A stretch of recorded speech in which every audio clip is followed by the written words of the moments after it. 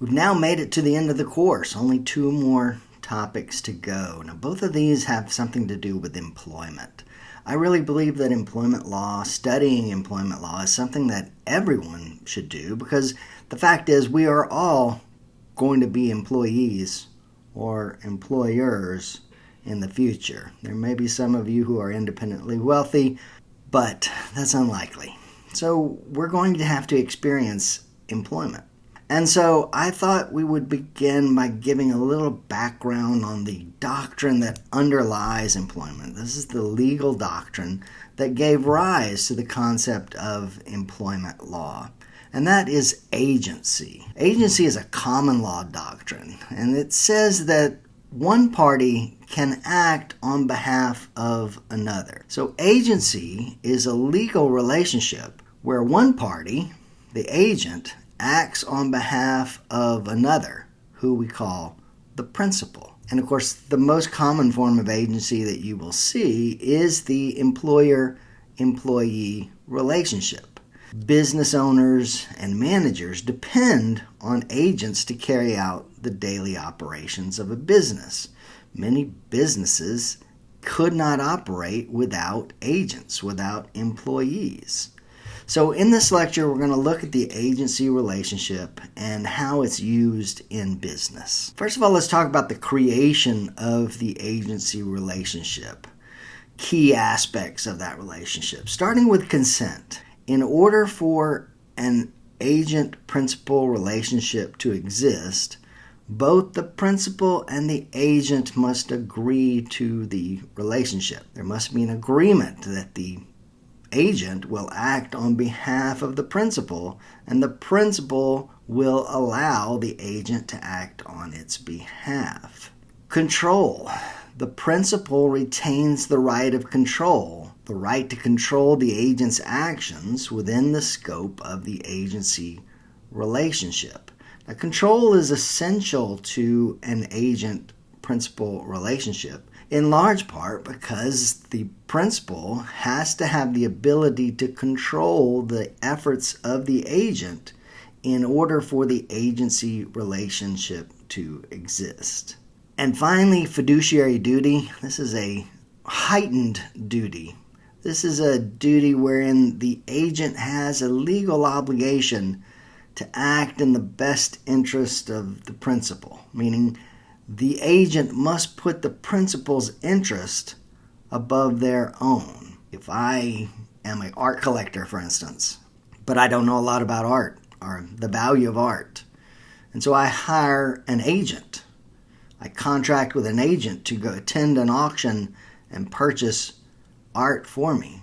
That agent is now bound to purchase only that art which I will benefit from. If the agent spots a good piece and decides to buy that on their own personal account, well, then they have breached the fiduciary duty that they owed to me. Fiduciary duty means the agent has a legal obligation to act in the best interest of the principal.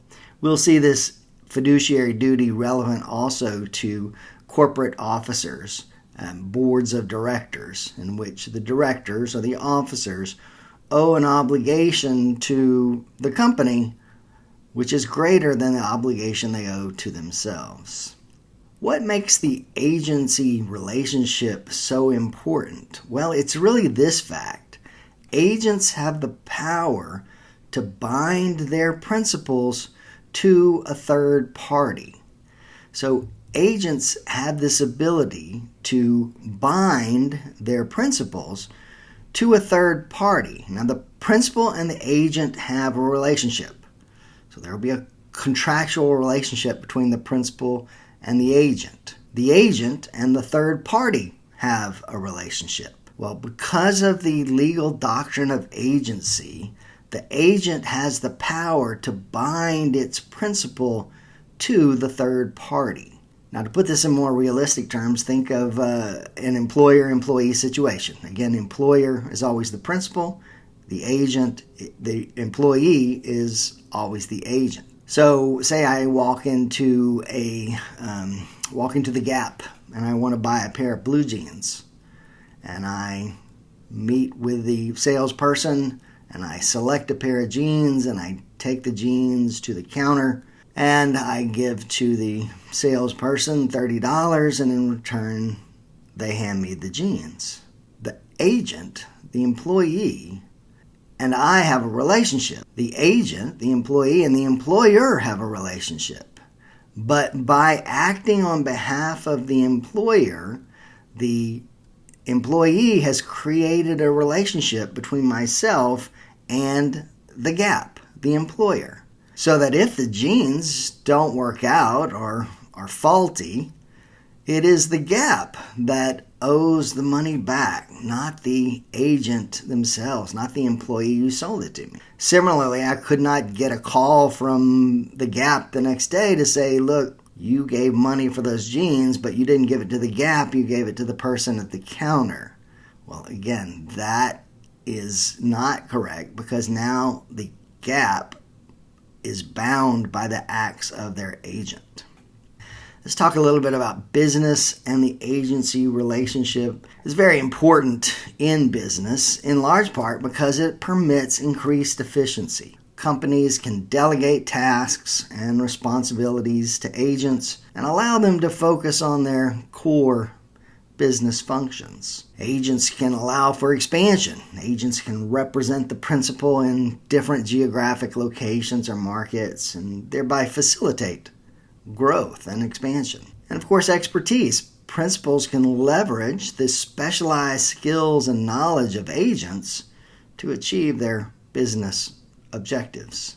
A couple of examples of agency relationships in business. The first one we've already talked about, and that's employer-employee. Employees act as agents for their employers, carrying out tasks and making decisions on behalf of the company. Corporation and officer. Corporate officers act as agents for the corporation, making decisions and entering into contracts on its behalf. So anytime you see a corporate document, potentially you will see a signature block. And the signature block will have the name of the person who's signing the document, but it'll also have their relationship to the principal, the party on behalf of whom they're signing the document, and then that principal will also be named. So it would be something like James Smith, Vice President, XYZ Corporation. And the reason that's there is it clearly identifies James Smith as an agent of the XYZ Corporation. Now, there's another area of the law where agency is important, and that has to do with a doctrine called vicarious liability.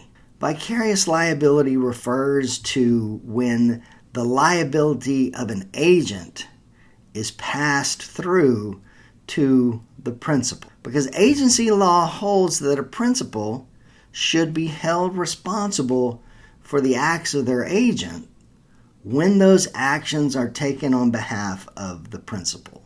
So the law treats the acts of the agent just as they would treat the acts of the principal.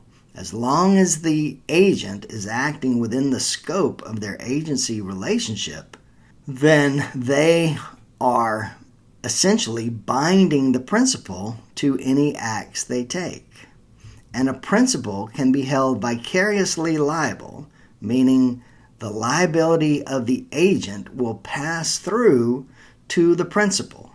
So as long as the agent is acting within the scope of their authority, the liability goes to the principal. Now the agent may have liability on their own, but vicarious liability says the principal is ultimately liable. Now we see this all the time. If you've watched TV, you've ever seen plaintiff lawyer ads, we know that an employer can be liable for the wrongful acts of its employee. And this is a specialized form of vicarious liability. We call it respondeat superior. And respondeat superior applies to the employer-employee relationship within the framework of agency. So this doctrine holds the employer, the principal, liable for the torts, those wrongful acts, committed by the employee, who is the agent, as long as the agent is acting within the scope of their employment. Say I own a beer distributorship. I buy beer from the manufacturer and I resell it to retail establishments. And I have a team of drivers and trucks to deliver my beer to the retail establishments. Say that I'm very concerned about safety. And so I do everything that I can to ensure that no accidents will happen. I make sure that my drivers all have a clean driving record. I send them for training once they are hired. I have them repeat their training every 6 months, every year, something along those lines. I do everything I can to ensure that I have hired a very safe driver. Now, one day, one of my drivers goes out in his truck and he runs a red light and he strikes a vehicle, injuring the occupants inside. Now, those occupants are going to have a cause of action against the driver, right? It was the driver who ran the red light. He has his own liability. But they're also going to have a cause of action against the employer, against me, even though I did everything I could to prevent this from happening. And why is that? It's because of this legal doctrine of respondeat superior. Respondeat superior is a Latin phrase that really means let the master answer. Let the employer answer for the acts of the employee. So as long as the employee is acting within the scope of their duties, doing what it is that I hired them to do, then the liability of the employee will pass through to the employer. Now, this acting within the course and scope of employment, that is something that is litigated all the time. It often comes up if the driver was not actually delivering beer, if this driver was off duty and he broke into my yard and took a truck and went out and got into an accident, ran a red light and got into an accident, well, then the driver would not be acting within the course and scope of employment, and therefore no respondeat superior liability passes through to me. So agency relationship, very important for these matters of vicarious liability. So in conclusion, what did we learn today? Agency is a legal relationship where one party, the agent, acts on behalf of another, who we call the principal. We know that agency is vital to the operation of a business. A business could not operate without agents. And then finally, the doctrine of respondeat superior makes an employer liable for the torts of its employees if those acts were committed in the course and scope of employment. I hope that gives you some theoretical background to employment law and why employment law works the way it does. If you have any questions, be sure and let me know. Thanks.